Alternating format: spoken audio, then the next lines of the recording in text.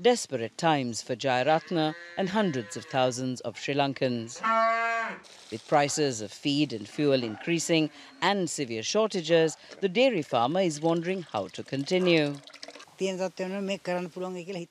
I don't think it's possible to go on, because when you look at the cost of animal feed and the price of a bottle of milk, it's not doable. Ultimately, the person who makes the profit is the butcher, because the animals end up there. The government says Sri Lanka is bankrupt. This means there's no money for food, medicine, fuel and cooking gas. This food delivery rider has told us he spends more time in queues than he does working. Yesterday I was waiting in the queue for 14 hours to get 3 liters petrol.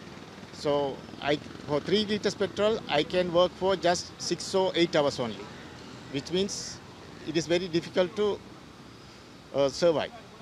And Al Jazeera's team in Colombo waited 4 days to get enough fuel to shoot this story. Now the fuel has arrived, but it will take another hour or two to get it because there's a power cut and the shed has stopped pumping. There are restrictions on how much we get. People are angry and frustrated, and confrontations often turn violent. Police and military have been deployed to keep the peace, but there are accusations of brutality. This footage of an officer assaulting a motorist has gone viral. On Tuesday, Prime Minister Ranil Wickremesinghe announced his roadmap to recovery.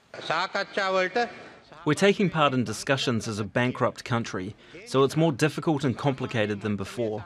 Because of this, we have to give the IMF a plan on how we intend to restructure our debt. We can only reach a staff-level agreement if the IMF is satisfied with the plan. The plan will be handed to the IMF in August.